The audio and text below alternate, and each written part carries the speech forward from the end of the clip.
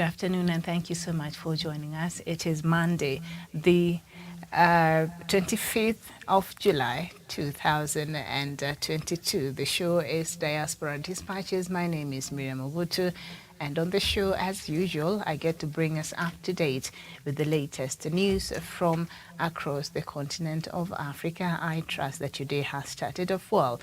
Good morning, good evening, depending on where you are tuned in and watching us from today. We'll start with the news from back here at home, and the first cargo plane transporting the narcotic leaf known as Khat has arrived in Somalia from Kenya following a 2-year ban due to a soaring of diplomatic relations. The trade is worth tens of millions of dollars a year. Earlier this month, President Uhuru Kenyatta and his Somali counterpart Hassan Sheikh Mohamud signed an agreement which will also see a resumption of trade in fish. Somalia imposed a ban on the leaf, also known as miraa, after accusing Kenya of meddling in the country's politics and due to a maritime border dispute. We go to South Africa, and President Cyril Ramaphosa has appointed the head of the appeals court, Mandisa Maya, as the country's Deputy Chief Justice, becoming the first woman to occupy the position. Her appointment is effective from 1st of September. The presidency has tweeted the announcement. Justice Maya accepted the nomination by the president to the position in March after being interviewed for the Chief Justice position. Raymond Zondo, the then Deputy Chief Justice, was appointed the Chief Justice while she was nominated a Deputy Chief Justice's position pending an interview for the position later. And we go to Congo, Brazzaville, and Russia's top diplomat Sergei Lavrov is in Congo-Brazzaville as part of efforts by Moscow to reinforce relations in Africa amid Western backlash over the invasion of Ukraine. Mr. Lavrov is expected to hold talks with President Denis Sassou Nguesso on the effects of the war on food supplies as Africa experiences severe shortages and spiraling cost of living. And Janol de Brazza website, a local media outlet in Congo-Brazzaville, has reported. Mr. Lavrov will later head to Uganda for talks with President Yoweri Museveni.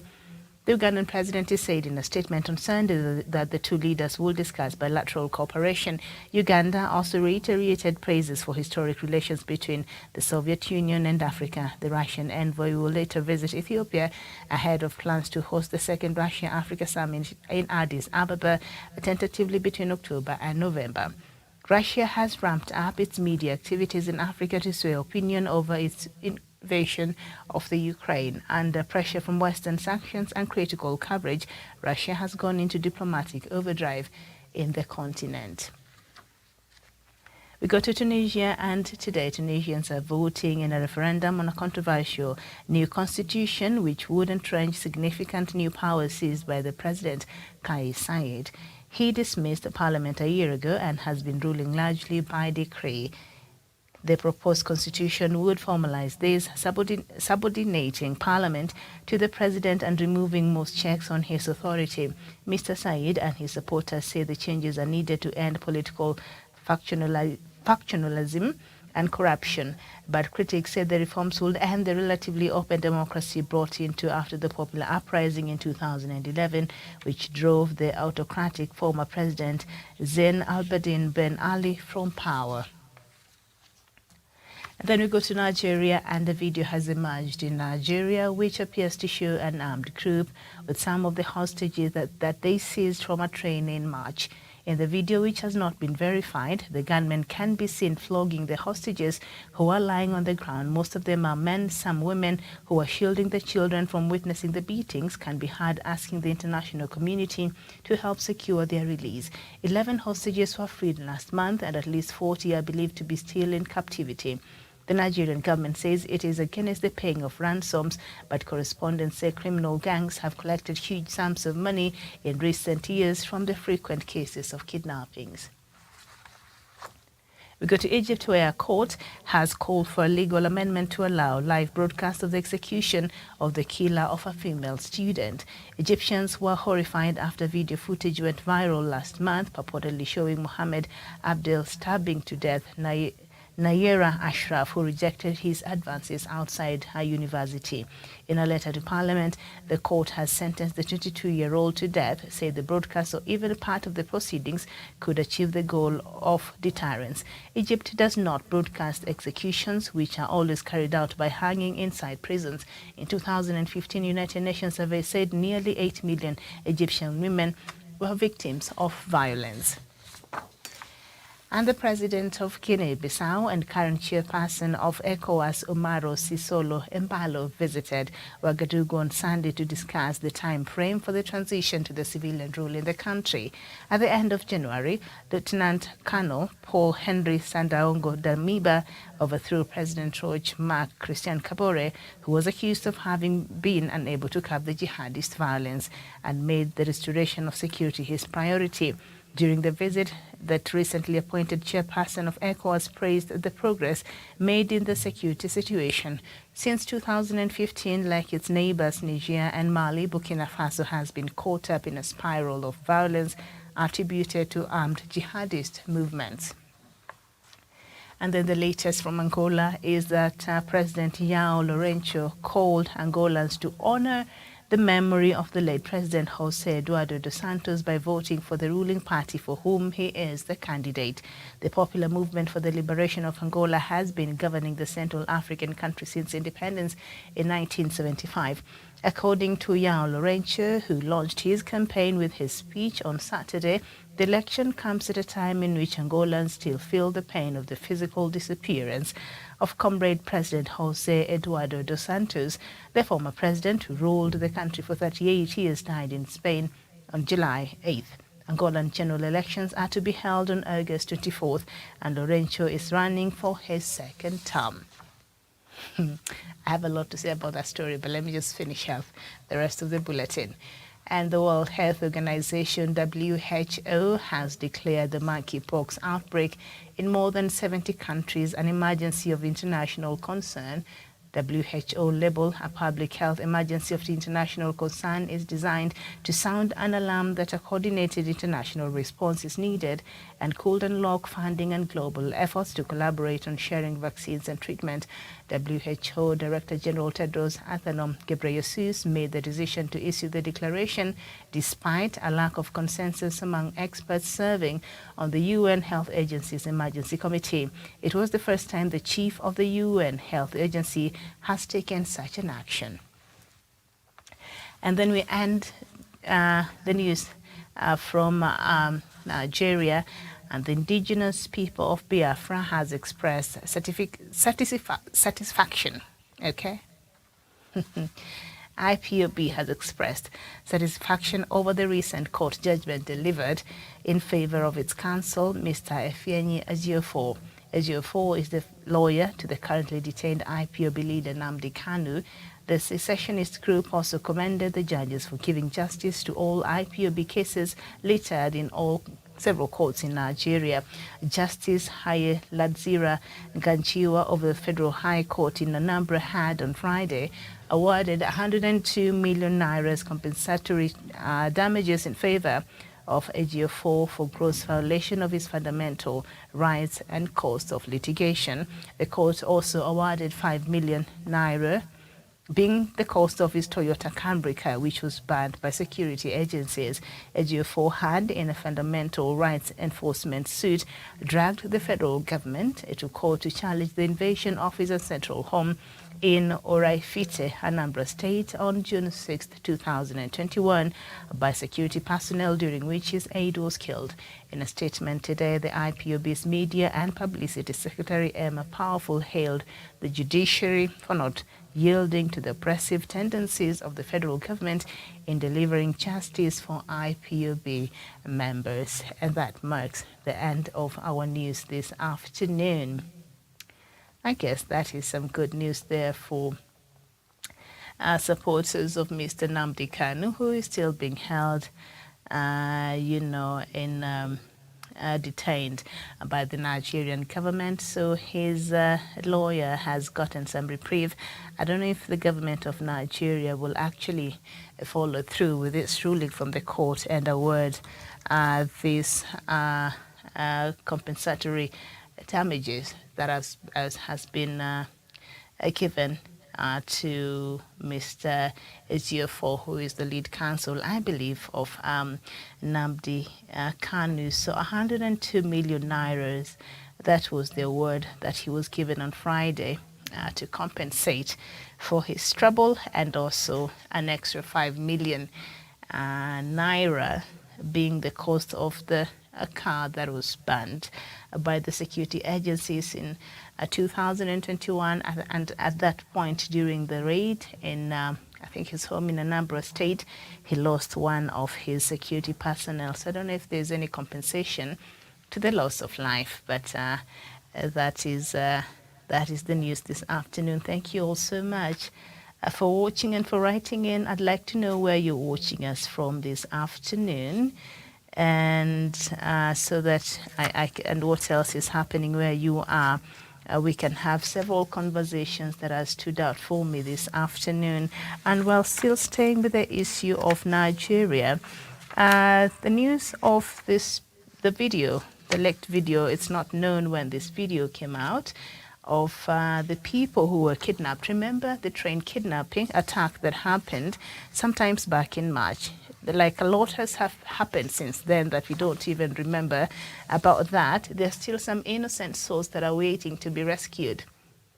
The government is not doing much. Apparently, they don't know where these people are. I refuse to believe that. At this point, I refuse to believe. There has to be somebody within the security forces in Nigeria who is working in cahoots with these criminals. There is no way a criminal enterprise of kidnapping for ransom can continue to thrive, and yet a country has security forces in place. It's not the first time. This is something that has continued to happen, and we have not seen any proper measures being put in place to ensure that this is even stopped. The government is doing nothing to stop this. So at this point, I believe these are some criminals who have also found some criminal elements in the security forces in Nigeria and are aiding and abating the kidnappings and the suffering of the people of Nigeria. You cannot tell me, as much as this has become rampant, as much as this has become an issue, and it's just one of the many facets of the face of insecurity in Nigeria, the kidnapping for ransom. So these people were kidnapped in March in a train. Remember, the train was attacked. Hundreds of people were kidnapped. Others were killed. And 11 hostages were freed last month, according to this report, and 40 are believed to be still in captivity. There's no way. There's no way. And then last week I was reading a certain news item that in a place, was it in Kaduna State, where there's a locality, I don't know what you call it, I don't want to say the wrong things, but they had appointed a former leader of a gang that kidnapped people as a chief. I don't know there's a name for it, but you can type it there. I can't remember fully. And a lot of Nigerians were not happy with this development, and I thought to myself, you will be encouraging. So apparently the reason why this person was even appointed to this position is because that was supposed to help in addressing the issue of the kidnappings. But how is that supposed to address the issue of the kidnappings when you're putting the gang leader on top of some very coveted leadership in the community? I think he was a chief or a position that I think traditional ruler of some sort in some area in Kaduna, and I think this was done because he comes from the same, tribe with the president. That's what the news item was trying to say.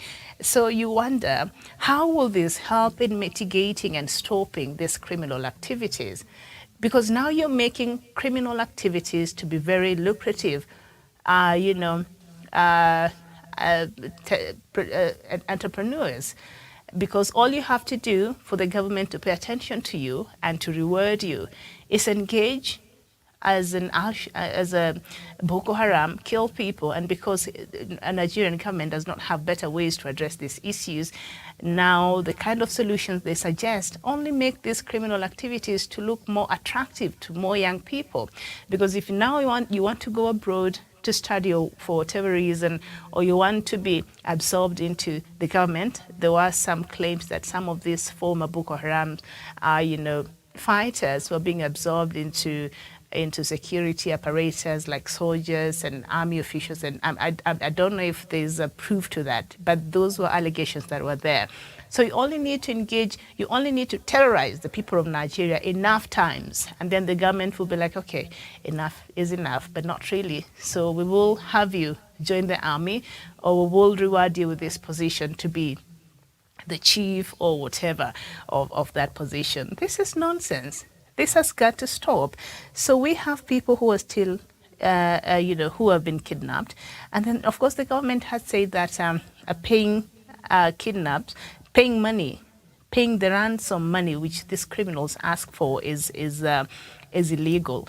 So what are people supposed to do? You can't promise the protection, the security of the people. What are they supposed to do? You don't want people to pay for the ransom, and you can't guarantee the security of your people. At the same time, these kidnappings, they're not solutions you're coming up with as a government. So what are the local Nigerians, the poor people of Nigeria, are supposed to do? President Buhari, your government is saying don't pay for ransom. At the same time, your government is not going after these criminals to end this nonsense. At the same time, these criminals are being awarded with coveted positions in the communities. What is the normal Nigerian supposed to do in this case? So I keep saying, President Buhari, I think for right now, he does not even care, because he's only counting time. He's leaving, and Nigerians will be going to an election next year in February, I believe. So he really does not care. So I don't know what the Nigerians are supposed to do in the meantime, as perhaps they bank their hope on the next leadership to see if they will be capable of addressing the issue of insecurity and the other issues that are plaguing that country. So this is sad. Okay, so anyway, something else that I find to be very interesting, rather, well, the latest, and I was laughing when I was reading this a while ago. Thank you so much. You can let me know where you're watching us from. I can see a lot of you have so much to say, so I will read them in a couple of minutes. But the latest from Angola. So last week there was a statement that was issued by the children of the late president, Jose Eduardo dos Santos. Remember, he was the president for Angola for 38 years, and then he handpicked the current president, João Lourenço, to replace him. They were political buddies, and they had worked together for a long time, and he was his trusted ally. But after Lourenço became the president, he switched and became his own man. And of course, Dos Santos was not very happy. And because Dos Santos had been the president in the country for 38 years, and he presided over mega corruptions, ruining of the economy, and so many other things. Of course, if you ever stayed in power for that long, nothing good can come out of that. So the current president started going after the former president and his leadership and his close allies, especially in matters corruption and the economic plundering that happened. And close associates and family members benefited from Dos Santos during this time. And let's not forget that Isabella Dos Santos, the daughter of Dos Santos, was named by the IPOB as the most wealthy woman in Africa. Okay, so now the late president left the country and went to stay in Spain, and thereafter his health has been failing. He was not in the best of health, and he died there. He died there a couple of days ago, on the 8th of July, just a couple of days ago. And the family, initially after he died, I think the third child, come out and said, we don't trust, if we don't believe this was a natural death, something might have happened. We want the government of Spain to have an autopsy done and things like that. So an autopsy was done, and there was no foreplay. And then they come out and said, our father said that he should be married in Barcelona in Spain. We do not want to bring him back to Luanda. And then President João Lourenço was saying, no, this is a person who has served this country for 38 years. At least he deserves a dignified state send-off. And then now the family had to ponder over that. Then last week they issued a statement saying that now they have agreed for the body of their father to be brought to Luanda in Angola for the state funeral. And on a condition that the burial happens after the election date, which is on the 24th of August. So they're saying they will delay the burial and bringing back the body home until after the elections. And maybe they just wait and see who will be the president. I don't know if they'll have to wait for the swearing in and all that before. I mean, it's complicated now that I sit here and think about it, because if it's after the elections, assuming President Lourenço is re-elected, then he has to be sworn in first before he can lead another for his second term, before he can officiate any state celebration like that of the former president. Or if another person is elected, then do you wait until they take their oath of office and then now you start organizing for a funeral and things like that? So it's a bit complicated. But they said the only way they will allow for the burial to happen is after August 24th elections. So now, because they do not want his death to be used as a pawn during the campaigns, because, he even fell out with the ruling party that right now President João Lourenço is campaigning on, and the ruling party. Okay, so on Saturday, he just confirmed the fears of the family, because they didn't want his death to be used as a political tool right now to campaign.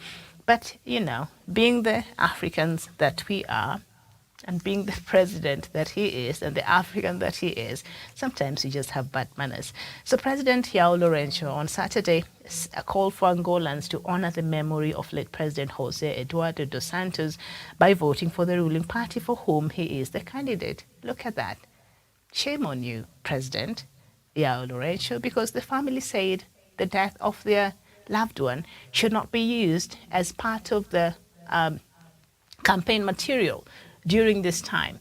So now for you to use this death to try to play into the people and supporters of the late president to elect you again for your re-election, I think is shameful, because the family was very categorical. Please, even as we mourn, respect us and don't use the death of our dad to advance your political agenda. But that is what the president did. And according to Lourenço, the current president, who launched his campaign with his speech on Saturday, the elections comes at a time in which Angolans, he's quoted as saying, are still feel the pain of the physical disappearance of comrade. You can't call him comrade. You can't call him comrade. You've gone after your former comrade. You've gone after the former president, after his family, the wealth that they accumulated. And a lot of it is illegal, because that was economic plunder on the public resources in Angola. But you have gone after him in ways that he had to get out of the country and go into a self-imposed exile in Spain for a while. Of course, he was back in the country last December, and then he left the country earlier this year. But you can't call him a comrade. You fell out.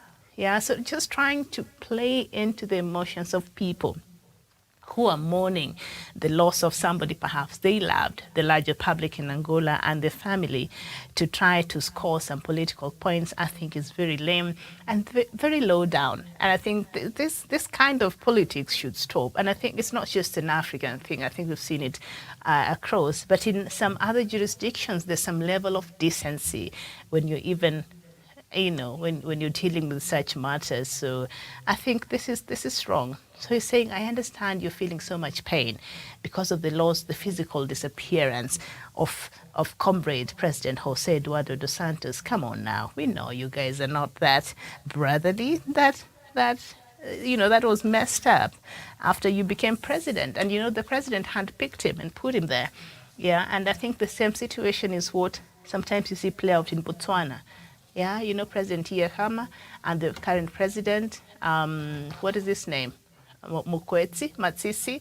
Also, I think it's the same situation. So there you go. So we end our broadcast this afternoon from Burkina Faso, and President of Guinea-Bissau, the current chairperson of Ecowas, Umaro Sissoco Embalo, visited Ouagadougou on Sunday, yesterday, to discuss the time frame for the transition to civilian rule in the country.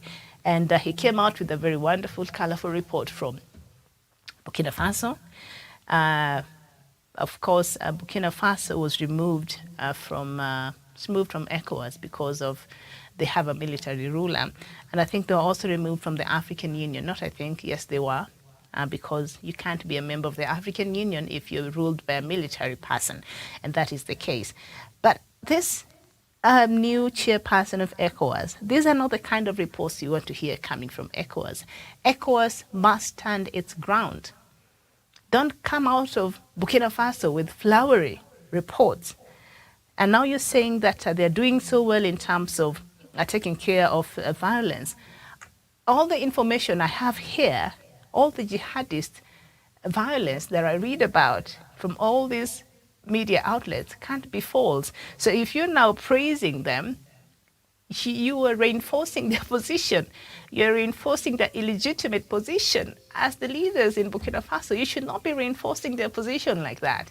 The army should march back to the barracks and organize for a transition where they can have a civilian role.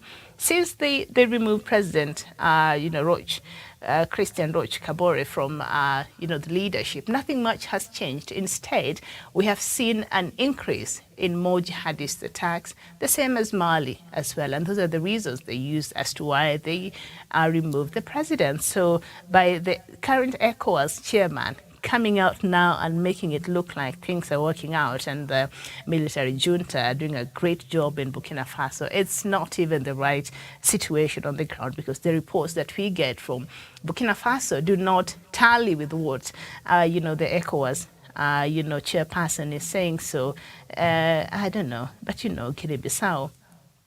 Okay, so we'll be looking to see how that will. And he did not say when the junta is planning to have an election. They did not say that.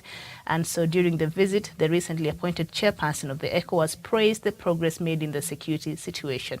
There's not much progress that has been made, and that is the truth. And of course, since 2015, neighbors Niger, Mali, and also Burkina Faso has been caught up in a spiral of violence that has been attributed to the armed jihadist movements. I don't know, and also Nigeria. I feel like Nigeria is like the motherboard, of all that are spread out because of Boko Haram, that the country has refused to deal with decisively. And of course, when you link that to the North Africa, especially with the collapse of Libya, it's just the ink, and then they meet together at the Sahel. That really has contributed largely to the growth of jihadist activities in the continent. Let me just read a few of your comments this afternoon. Alex Anthony, thank you. Are you saying what? God bless. Well, Kanu's lawyer has been, the court has awarded him some reparations, because of the loss that he has suffered, the car that the security agents banned. The court has said he should be paid for that, and also he has been awarded 150 million nairas for damages. I don't know if that is enough, or I don't know if so. According to Biafrans and IPOB's spokesperson, they're saying that in a statement that was released actually earlier today, Emma Powerful hailed the judiciary and for not yielding to what he calls the oppressive tendencies of the federal government. So in essence, he's saying the judiciary is working as an independent institution, and now he's hailing the judiciary for that ruling that has awarded Ejiofor, that is the council for Nnamdi Kanu, about 102, not five, $102 million in damages, and also extra $5 million for his car that was banned by security agents. I don't know how you feel about that. Is that justice projected the right direction, or what do you think? Okay, I want to thank you so much for your time this afternoon. This has been Diaspora Dispatches. My name is Miriam Mugutu. Enjoy the rest of your day. Bye-bye.